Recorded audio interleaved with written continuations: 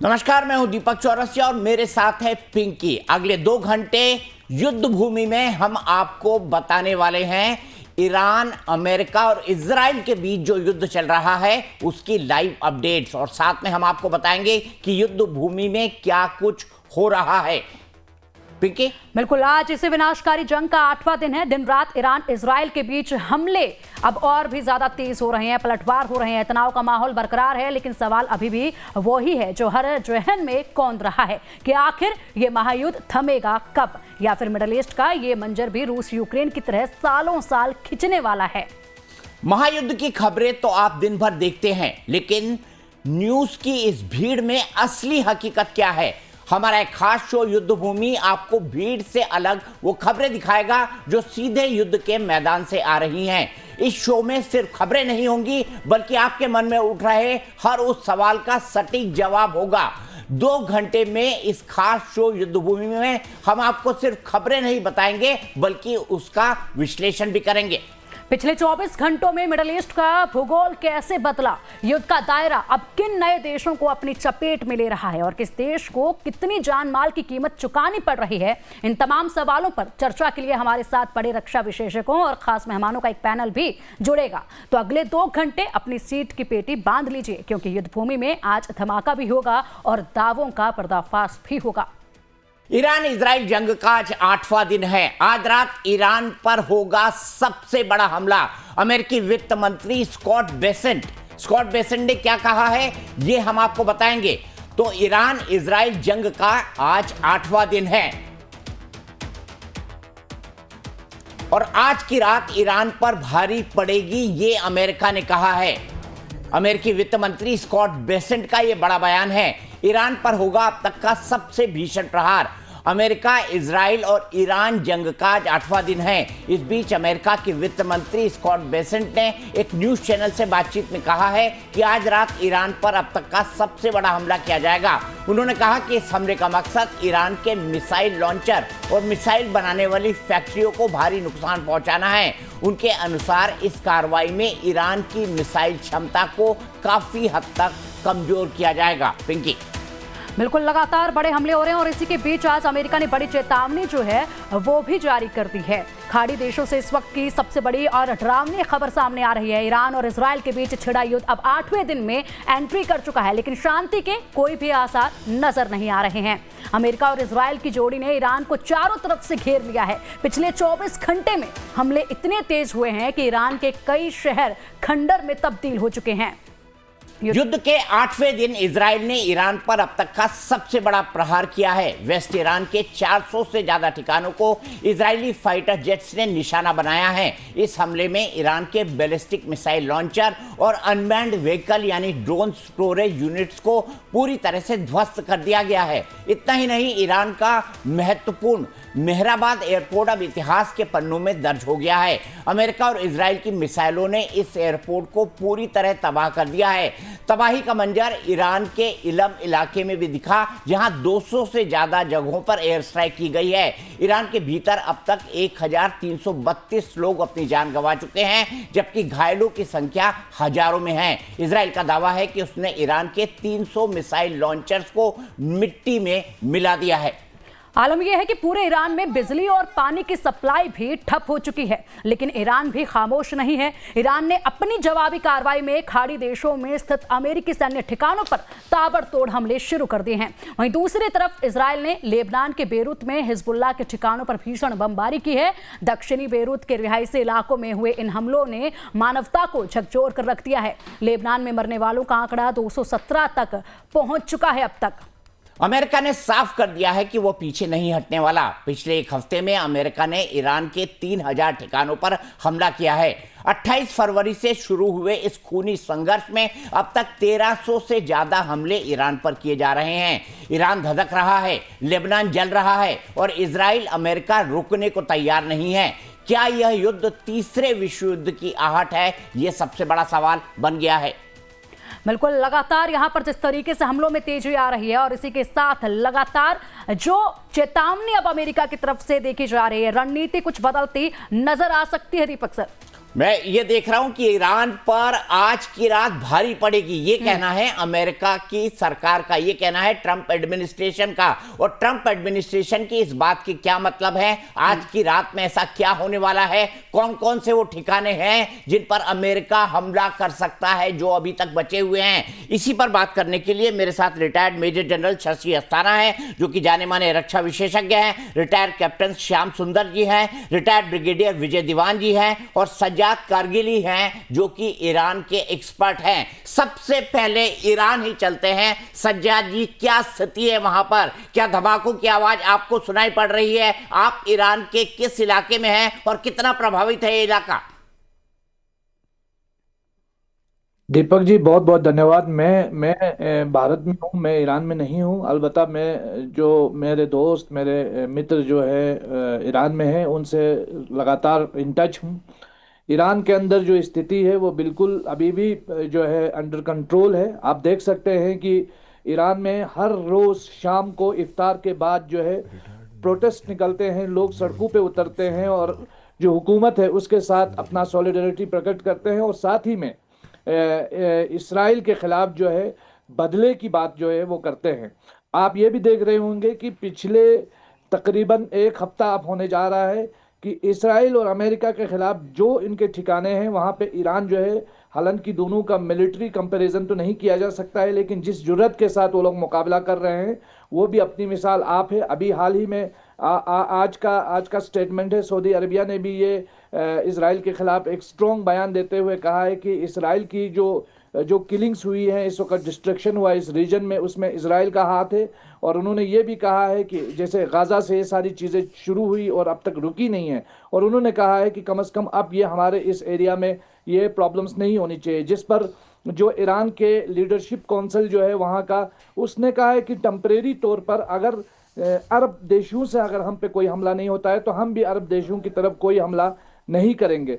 तो बात साफ है कि अरब लेकिन के देश भी जो है, लेकिन सज्जाद भाई, पिछले 8 दिनों में तो जबरदस्त हमले हुए हैं। ऐसा कभी देखा नहीं गया कि मिडिल ईस्ट के पूरे एयरपोर्ट बंद कर दिए गए हों। यह हालत तो मिडिल ईस्ट में कभी आई नहीं। साथ ही साथ उनके तेल के टैंकर, उनके तेल के कुएं, सब पर हमला किया जा रहा है। तो ईरान ने तो ऑल आउट मिडिल ईस्ट के खिलाफ वॉर छोड़ दी है, शुरू कर दी है। ईरान ने पहले से ही इनको किया था कि जो भी हमला ईरान पे होगा, कि ये सिर्फ केवल ईरान पे हमला नहीं होगा, इस पूरे रीजन को इसकी लपेट में आना होगा, क्योंकि ईरान अमेरिका पे डायरेक्ट कोई अटैक नहीं कर सकता। इसलिए उन्होंने ये वार्न किया था कि जहां जहां इनके ठिकाने हैं, जहां जहां ये लोग बैठे हैं, वहां उन बेसिस को टारगेट किया जाएगा। बेसिस खाली करके ये लोग जिन होटलों में जा रहे हैं उन होटलों को निशाना बनाया जा रहा है। और अमेरिका ने भी अपने सिटीजन्स को, इस मिडल ईस्ट के अंदर जितने भी लोग हैं उनको कहा है कि आप अपनी रिस्क पे इन एरियाज को खाली करके चले जाएं। तो इससे ये बात साफ होती है कि अमेरिका भी कहीं ना कहीं, उसको भी ये एक्सपेक्टेशन नहीं थी कि ईरान इतना ज़बरदस्त प्रहार करेगा। लेकिन जाहिर सी बात है कि ईरान की तरफ जो अमेरिका और इजराइल, दो बड़ी ताकतें हैं, खासकर अमेरिका कि जिसका एक मिलिट्री लेवल पे अगर आप देखेंगे, हमारे यहाँ मिलिट्री एक्सपर्ट्स बैठे हुए हैं कि एयर जो कम्बैट में अमेरिका का मुकाबला ईरान नहीं कर सकता। लेकिन जो मिसाइल टेक्नोलॉजी है वो ईरान ने बहुत मजबूत रखी है। इसी वजह से शुरू के दिनों में जो ईरान ने हमले किए हैं, वो खुद भी कह रहे थे कि जो हमारा शाहिद ड्रोन है और इसके साथ जो मिसाइल है वो हमने कचरा अभी तक इसराइल की तरफ फेंका है, ताकि ये जो रोकने की दिफाई सिस्टम है वो कमज़ोर पड़ जाए। और अब जो है खुर्रमशहर 4 और फतह मिसाइल, जो बैलिस्टिक मिसाइल, हाइपरसोनिक मिसाइल का इस्तेमाल किया जा रहा है। मुझे लगता है आइंदा आने वाले टाइम में बहुत सख्त हालात होने वाले हैं, और सिर्फ ईरान और इजराइल ये रीजन ही नहीं बल्कि पूरा रीजन इसकी लपेट में आएगा। और मुझे ये भी लगता है कि महंगाई भी बहुत तेज़ी से आगे चरम पे पहुंचने का चांसेस है। आप देखें, रशिया की तरफ से बहुत स्ट्रॉन्ग रिजर्वेशन आ रहा है। चाइना भी खामोश नहीं है। हाँ, चाइना की खामोशी के पीछे बहुत सारे जो है उसके पीछे राज हैं। खासकर ईरान को जो इंटेलिजेंस वगैरह मिल रही है उसमें चाइना और रशिया का बहुत बड़ा हाथ है। और इस वजह से ईरान भी जो है बहुत मजबूती के साथ, वो कह रहे हैं कि हमने लॉन्ग टर्म वॉर के लिए अपने आप को तैयार कर रखा है। तो मुझे लगता है कि ये एक लंबे युद्ध की तरफ हम जा रहे हैं। लंबे युद्ध की तरफ जा जा रहे हैं, ये हमारे ईरान के एक्सपर्ट सज्जाद साहब बता रहे हैं। सज्जाद कारगिली। सज्जाद जी, आपसे ये बातचीत लगातार जारी रहेगी, हम ईरान के दूसरे एस्पेक्ट को भी समझेंगे, लेकिन जनरल अस्थाना, मैं आपसे जानना चाहूंगा, मुझे बताइए कि अगर अमेरिका आज ये कह रहा है कि आज की रात ईरान पर भारी पड़ेगी, बहुत तेजी से बड़े हमले होंगे, तो अमेरिका किन जगहों को ईरान में टारगेट करने की कोशिश करेगा? क्योंकि इजराइल के 80 फाइटर जेट्स जो हैं आज IRGC की जितनी साइट्स हैं उन पर लगातार बमबारी कर रहे हैं। देखिए, अमेरिका की कोशिश होगी कि ईरान की उस क्षमता को बर्बाद किया जाए जिससे वो मिसाइल और ड्रोन फायर कर रहा है। तो जाहिर है कि जब अमेरिका ये बोल रहा है कि मैं और ज़्यादा हमले करूंगा, तो वो उन जगहों पर हमला करेगा जहां से हमले आ रहे हैं, ताकि उसको साइलेंस किया जा सके। वो बात अलग है कि ईरान ने भी काफ़ी अच्छी तैयारी की है, और उस तैयारी में उनकी कई जो क्षमताएं हैं जहां से वो फायर कर रहे हैं, वो अंडरग्राउंड इंस्टॉलेशन से आती हैं। तो वो जो अंडरग्राउंड इंस्टॉलेशन हैं, वो अमेरिका ने कुछ बर्बाद करे हैं, कुछ वो अभी करेगा और कुछ और कोशिश करेगा। तो जाहिर है कि कुछ और बंकर बस्टर्स या जितनी भी अंडरग्राउंड साइट्स का उनको पता चला है, तो उस पर वो और भयानक हथियार डालने की कोशिश करेगा, जैसे कि बॉम्बर्स हो गए या बंकर बस्टर बॉम्ब्स हो गए, जो कि उन्होंने पहले डाले थे न्यूक्लियर साइट्स के ऊपर। तो ये तो जो आपने खबर बनाई उसका विश्लेषण है। मैं आपके दर्शकों को ये बता दूं कि ये हो क्या रहा है, दोनों की साइड एम क्या है और दोनों कर क्या चाह रहे हैं। देखिए, अमेरिका का सबसे पहला एम तो था कि मैं रिजीम चेंज करूंगा, वो हो नहीं रहा है और वो ना होने वाला है, क्योंकि जो उन्हें लगा कि जो गुस्सा है खुमैनी के खिलाफ वो बहुत ज़्यादा है, तो शायद सिर्फ स्टैंड ऑफ अटैक से रिजीम चेंज हो जाएगी, तो ऐसा होने वाला नहीं है। उस गुस्से से कहीं ज़्यादा लोगों के दिल में नफरत है अमेरिका और इजराइल के लिए। तो इन हमलों से काफ़ी हद तक लोग इकट्ठे हो गए हैं, और रिजीम चेंज होने का अभी कोई चांस नज़र नहीं आ रहा। दूसरा उसका एम था कि मैं इनकी न्यूक्लियर साइट्स को बर्बाद करूं, मिसाइल साइट्स को बर्बाद करूं, नेवी को बर्बाद करूं, और IRGC की कैपेबिलिटीज़ को, लड़ने की क्षमता को कम करूं।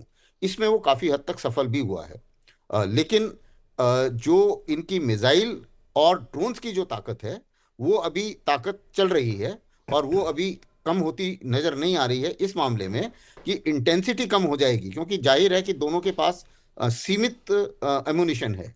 ईरान का भी एमुनिशन ऐसा नहीं है कि असीमित है, कम तो होगा वो, लेकिन मेरा अपना मानना है कि कुछ समय के बाद, 2-4 दिन के बाद में वो इंटेंसिटी कम हो जाएगी, और वो फिर वही करेंगे जो हिजबुल्लाह करता है कि हर रोज कुछ ड्रोन्स मार दिए, उसके बाद में उनके बेसिस जो हैं वो कभी भी कारगर नहीं हो पाएंगे, और उस डर बहुत पैदा हो जाता है।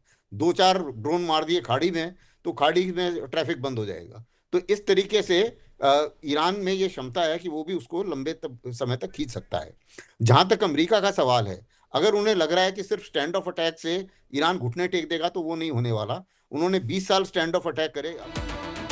पिंकी, वॉर ब्रेकिंग आ रही है। अस्थाना साहब 1 मिनट के लिए आपको रोक रहे हैं, वॉर ब्रेकिंग पे चलते हैं। पिंकी, क्या है ये वॉर ब्रेकिंग? जी, IDF का ईरान पर बड़ा दावा इस वक्त देखा जा रहा है। हमले का तेहरान पर 80 फाइटर जेट से अटैक किया गया है। इस वक्त की बड़ी खबर सामने आ रही है, तेहरान पर 80 फाइटर जेट के साथ अटैक किया गया है। IRGC की मिलिट्री साइट्स को टारगेट किया गया है। IRGC की मिलिट्री साइट्स को टारगेट करते हुए बड़ा अटैक किया गया है। इस वक्त की बड़ी खबर, लगातार यहाँ पर एक के बाद एक हमले हो रहे हैं। हमले में भारी नुकसान की आशंका जताई गई है। बताया जा रहा है कि हमले में भारी नुकसान हुआ है। अभी ये नुकसान किस हद तक हुआ है, इसको देखना होगा। ठीक है, सीधे मैं यहां से चलता हूं ब्रिगेडियर विजय दीवान जी के पास। ब्रिगेडियर साहब, मैं आपसे समझना चाहूंगा, हमने तस्वीरों के अंदर देखा है कि ईरान ने अंडरग्राउंड शहर बसा रखे हैं, जहां पर उसने अपनी मिसाइल कैपेबिलिटी का वो प्रदर्शन करता है। कुछ इस तरीके के वीडियो भी सामने आए थे। तो ये जो अंडरग्राउंड शहर हैं, उन पर किस तरीके से अमेरिका कारगर हमला कर सकता है? क्योंकि बताया जा रहा है कि वो कई मंजिला नीचे हैं। देखिए, बिल्कुल ठीक सवाल पूछा आपने। अभी मेरे से पहले जो साथी पैनलिस्ट हैं, उन्होंने काफी डिटेल में बताया और सब कुछ सही बताया है। परंतु एक पॉइंट यहाँ पे हम जो मिस कर रहे हैं, अभी आपने खबर दी 80 फाइटर्स के साथ हमला किया। फोर्स स्ट्रक्चर प्लानिंग जो होती है एयरफोर्स में अटैक करने के लिए, उसमें ये बड़ी जरूरी चीज है। 80 ऐसे नहीं है कि 80 लोग चले गए और मार के आ गए। This is done to a proportion. अब सबसे बड़ी बात जो अभी तक आपके इस डिस्कशन में नहीं आई है कि अमेरिका ने अपने सारे सैटेलाइट्स को इस तरीके से पोजीशन कर रखा है कि वो 24/7 जो है वो ईरान को मैप कर रहे हैं। जितने भी अंडरग्राउंड प्लेसेस हैं जहां आप बोल रहे हो, जहां उन्होंने अपने साइलोज रखे हैं या टनल्स रखी हैं या नीचे मिसाइल मैन्युफैक्चर फैसिलिटीज हैं या उनकी स्टोरेज है, वो सारी की सारी लॉन्चर कहां से निकलता है और कहां जाता है वो सारे को मैप किया जा रहा है। और मैप करके जैसे जैसे, क्योंकि ये पहाड़ी इलाका है, अंडुलेटिंग इलाका है, जैसे जैसे उनकी इंफॉर्मेशन मिलती जाती है एंट्री और एग्जिट पॉइंट्स को बॉम्ब करके डिस्ट्रॉय कर दिया जाता है। तो ये स्ट्रैटेजी जो उन्होंने फॉलो करी हुई है, ये इनफैक्ट एडमिरल कूपर ने सुबह जो बयान दिया है उसके अंदर भी उन्होंने बोला है। उससे क्या होगा कि एक तो लिमिटेड जखीरा है उनका मिसाइल्स का, हालांकि उनकी मिसाइल टेक्नोलॉजी काफी आगे है और काफी एडवांस्ड है, पर जो लिमिटेड जखीरा है क्योंकि उसकी भरपाई कहीं से नहीं हो रही, ना चाइना से हो रही है, ना रशिया से हो रही है, ना नॉर्थ कोरिया से हो रही है, और भी कहीं से नहीं हो रही। तो उसमें जो लिमिटेड चीजें हैं या तो वो अंदर ही लिमिटेड रह जाएंगी, अगर एंट्री एग्जिट पॉइंट्स खराब होंगे, बर्बाद कर दिए जाएंगे, तो वो उसका यूज करना मुश्किल हो जाएगा।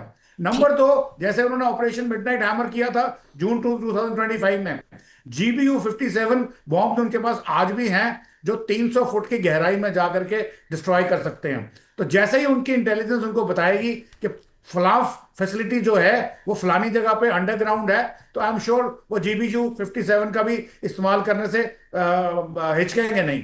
जी ठीक है, मेरे साथ retired naval captain Shyam Kumar ji हैं। श्याम कुमार जी, कितनी मिसाइल्स अभी ईरान के पास होंगी एक अप्रोक्सीमेशन के हिसाब से, और क्या अमेरिका और इजराइल मिलकर जो मिसाइल रिप्रोड्यूस करने की या नई मिसाइलें बनाने की उनकी क्षमता है, उनको अभी तक डिस्ट्रॉय कर पाया होगा? क्या इसके लिए ईरान ने कोई तैयारी करके रखी होगी?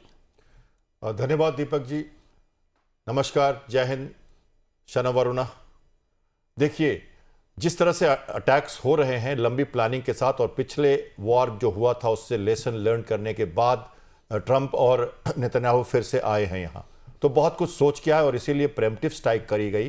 प्रेम्प्टिव स्ट्राइक में उन्होंने लीडरशिप खत्म किया, 30 से ज़्यादा जगहों पे अटैक और 30 से ज़्यादा बॉम्ब उन्होंने जो लीडरशिप है उसके ऊपर ही मारे थे और हर तरह के बॉम्ब मार दिए थे। और उसके बाद स्टेप 2 में उनकी मिसाइल वार वेजिंग कैपेसिटी है उसको धीरे धीरे नष्ट करना। प्रश्न आपका है 5000 से ज़्यादा मिसाइल्स की बात तो हम कर ही रहे हैं।